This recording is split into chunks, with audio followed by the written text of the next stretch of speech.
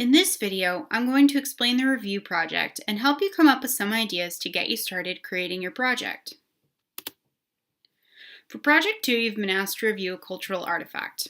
The first thing you'll need to do is choose an artifact to review. For our purposes, an artifact could include a movie, TV show, artwork, or music album. You have a lot of options for artifacts for this project. The only condition is that your artifact needs to represent a community you belong to in some way. This might mean a movie or TV show filmed in your town or state, or an album by a local artist. You might want to choose a favorite artifact for this project, but it might also be easier to review it objectively if it's new to you. Once you've chosen your artifact, we're asking you to review it based on common expectations and for how it represents your community. Let's take a look at an example so it's clear what I'm looking for.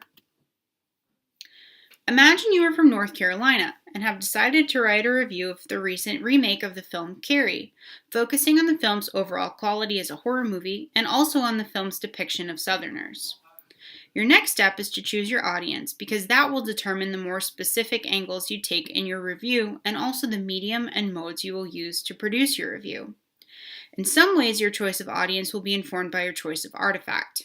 Since Carrie is a horror movie about a high school girl, you decide you want to write a review for a feminist website in the form of a blog, since that is an audience you think will be particularly excited about this film's release and thus likely to read your review. First, you're going to need to figure out the common expectations for a movie such as Carrie. Then you're going to need to evaluate the film based on those expectations.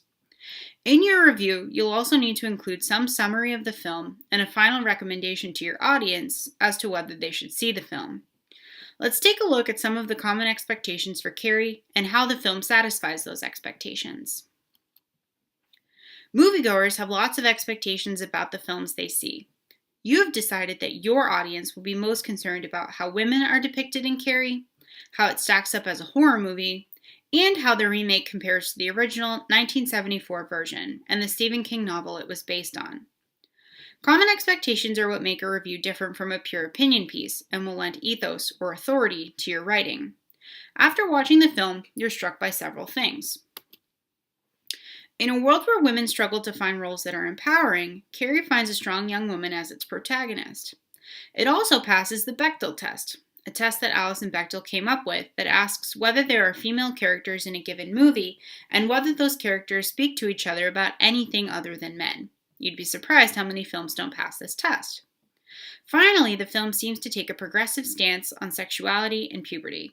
It seems like the film meets your expectations of it as a feminist work. That the film has a progressive view of women and sexuality is especially surprising given that it's a horror film, a genre not well known for having strong female leads. Even though this is an area where the film defies genre expectations, you actually consider this to be a good thing in context of how it's done. Carrie also employs the popular horror movie trope of adolescent awkwardness, seeing the protagonist develop psychic powers and ultimately exact the final revenge on her bullying classmates. The supernatural elements and final gory scene are definitely things a horror audience would expect from such a film. Finally, you want to think about how the new Carrie compares with the original 1974 version. This would probably involve a viewing of the original film if you're not already familiar with it, so you can accurately write about whether the remake is worth your audience's time. Though you find that the new version sometimes stays a bit too close to the original, sometimes even matching shot for shot, you are also sympathetic to the fact that audiences don't necessarily want remakes to be too different from the original version.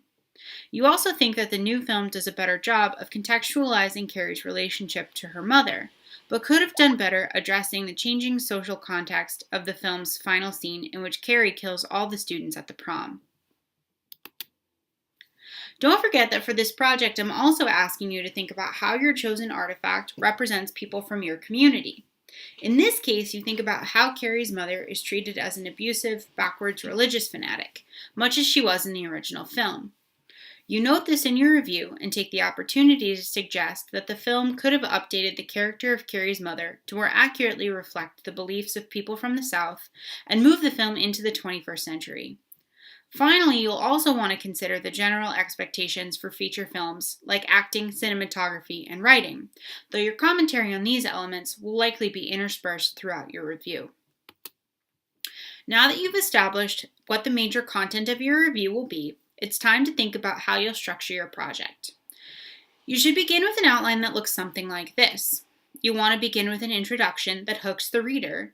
Then you'll want to provide the reader with a summary that identifies the artifact you are reviewing and gives the audience enough information and context to understand the review, but not enough information to spoil it should they decide to see or listen to the artifact themselves.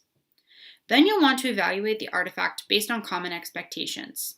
Finally, you'll offer your recommendations, should they see the film or listen to the album you are recommending. Remember that your projects in this course must be multimodal. You've already decided that you want to publish your review on a feminist website in the form of a blog, because blogs are popular ways to reach wide audiences, and because your artifact isn't limited to a small geographic audience in the way something like a work of art would be. But let's talk for a second about what such a project should entail. A blog should have a catchy title, and there should be a title for each individual blog post. You'll also want to include links to other relevant web pages, such as the site for the Bechdel test in this example. You might also link to other reviews of the same film, the film's website, or pages for specific actors or directors. Really, the possibilities are endless. Just make sure you aren't linking pages arbitrarily and that you have a sense of balance as you create your project. Finally, blogs should include graphics and embedded video. Again, you have lots of options here, but in the case of a film review, the film's trailer is a logical choice. Just make sure that you account for your choices in your statement of goals and choices, due with the instructor draft of Project 2. Let your instructor know your chosen audience and purpose and how you've chosen to address them in your multimodal review. Remember that whatever medium you choose for the project, you can't have used for Project 1 and won't be able to use again. As always, be sure to ask your instructor for help and be sure to browse the gallery and look at former students' projects. They should help you in deciding how to structure your project.